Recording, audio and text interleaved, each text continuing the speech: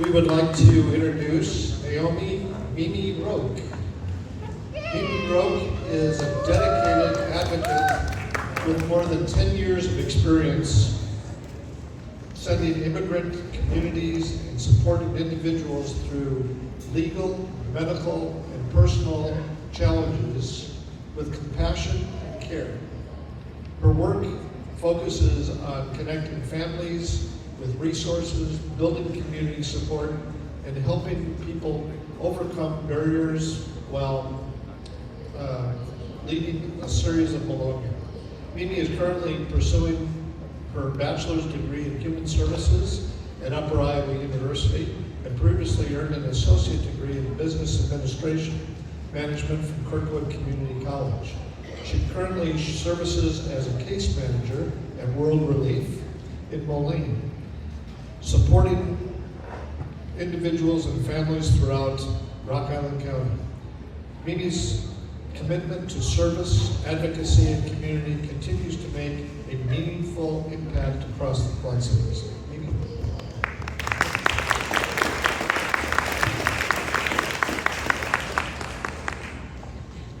Good afternoon.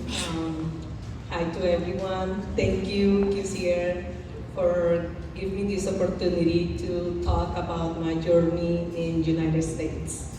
As everybody knows, everybody is using GPS now, but even when you use your GPS, you find out that there are other routes that they are faster and safer when you experience the area where you're going, right?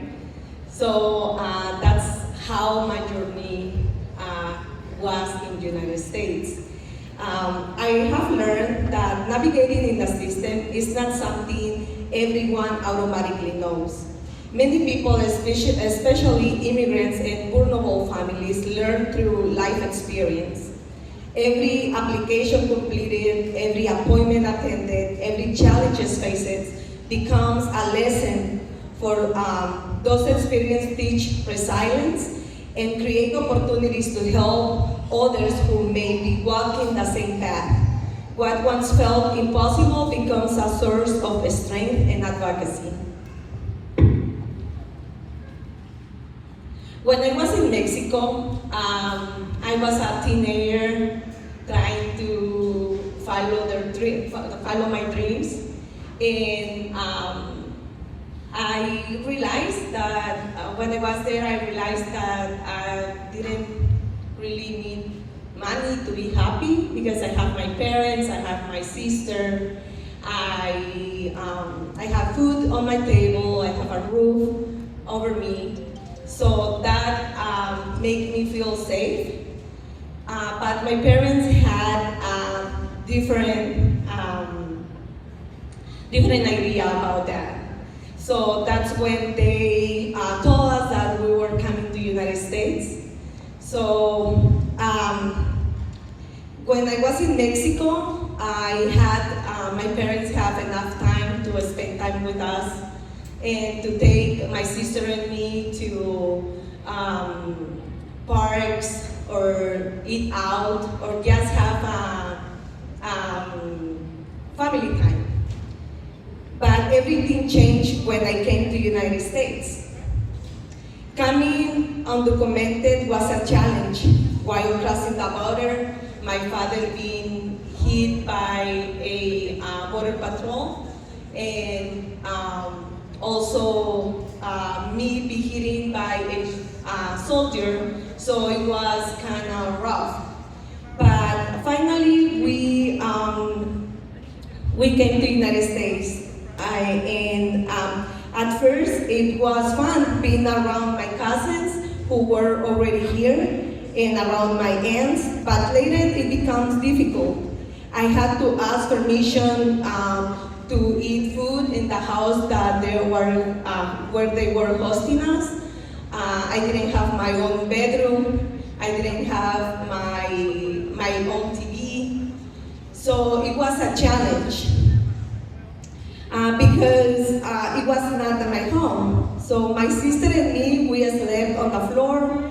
We did not have enough clothes for the entire week, so we have to buy used clothes. Sometimes I had something that I never experienced when I was in Mexico. And I tried hard to fit in the school so others wouldn't laugh at me, but I never truly felt accepted. I constantly felt less than others because of the language barrier and because I felt different.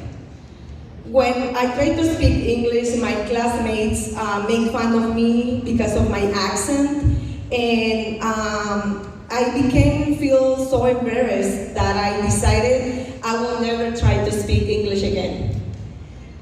Feeling rejected and wanting acceptance, I became rebellious with my parents, and I did things they warned me against. I was angry at them, at the system, even at myself, for feeling like I was never enough. Looking back, I realized that I was immature, but it was my way of coping with pain inside of me.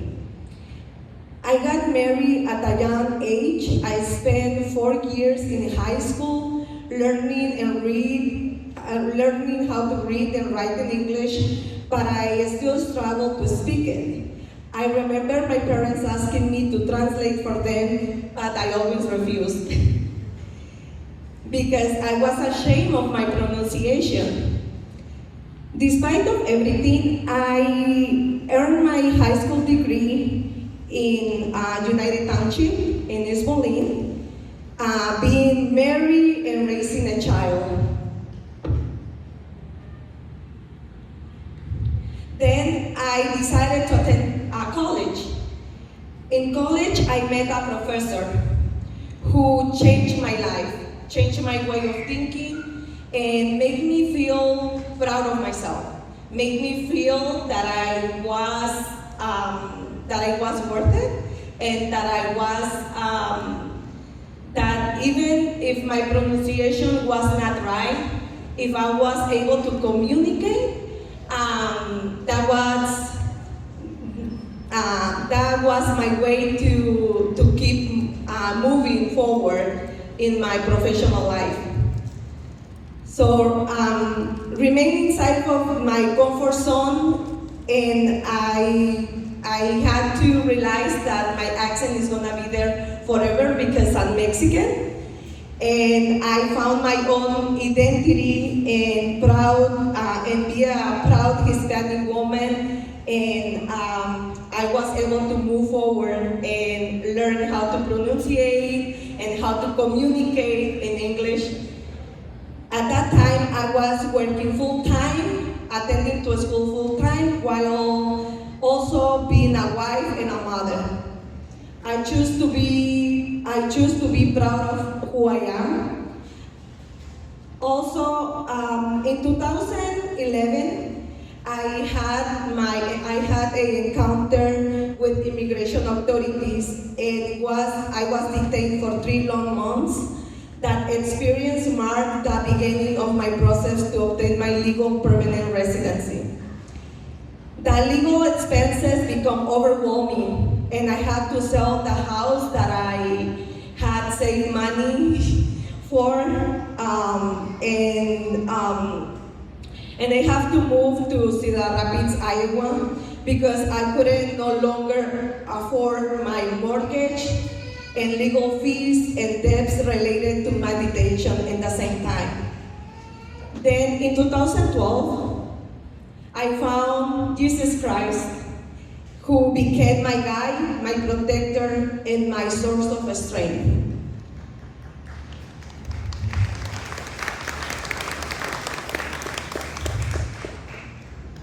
In 2014, I began my journey as a professional, working as a domestic violence victims advocate at Waypoint Services without prior experience. There, I developed programs specifically for Hispanic victims and created support groups for Hispanic women across Linn County and Black County. I became deeply involved in advocacy and learned to navigate immigration system, criminal, civil system as well. I advocated for clients and I support them through some of the most difficult moments of their lives. I organized Knowing Your Rights sessions during times when many people were afraid to leave their homes. Yet more than 200 people that attended. Some of my support groups reached 30 participants at once. That is when I knew God was guiding me towards helping others.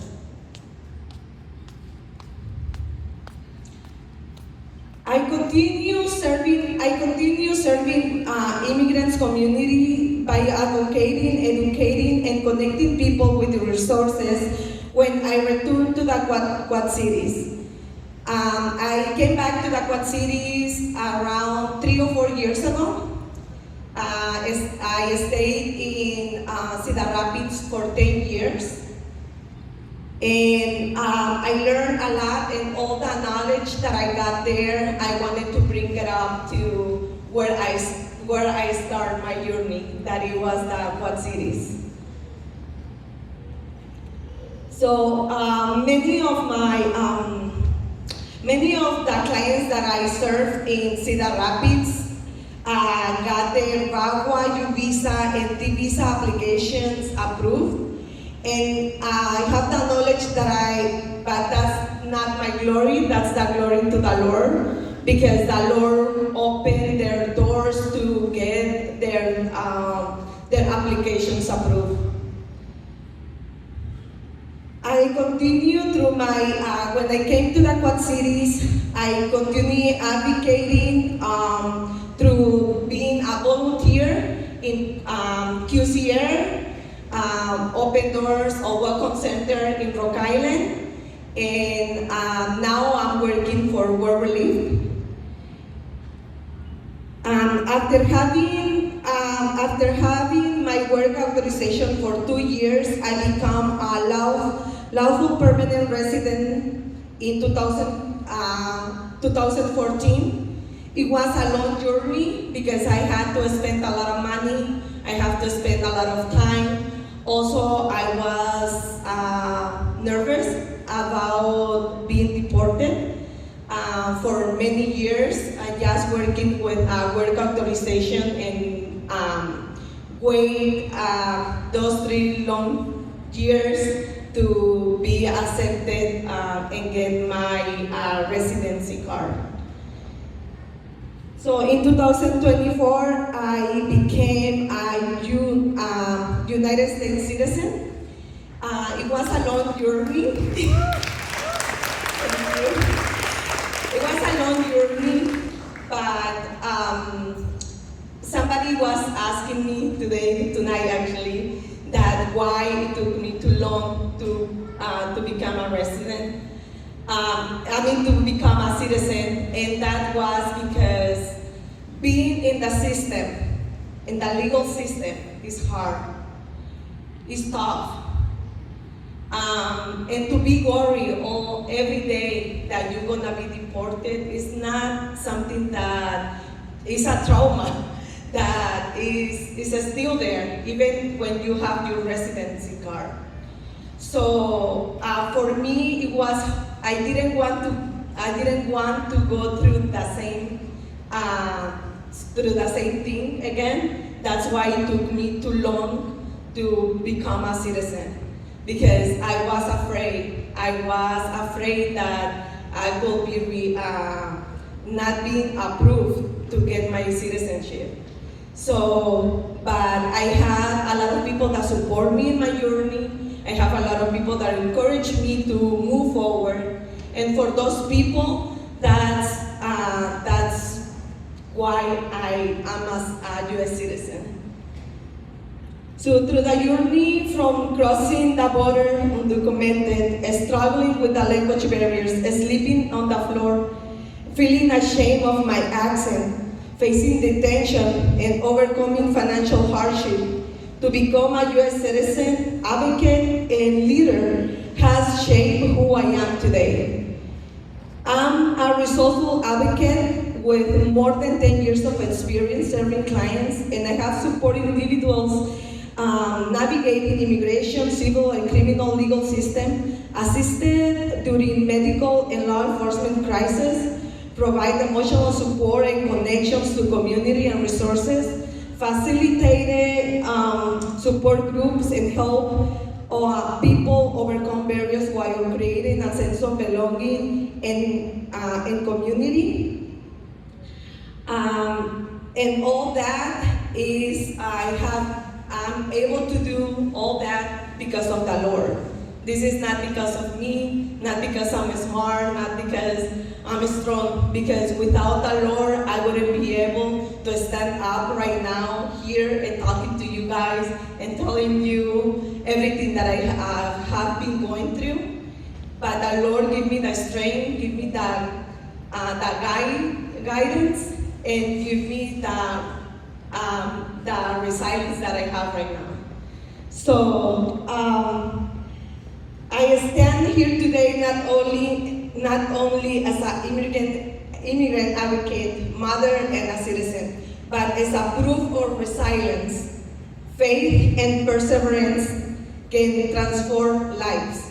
And everyone here can make a difference with your neighbors, with the people around you. Even when you say, "How are you?" you are making a difference in that person's life. Thank you.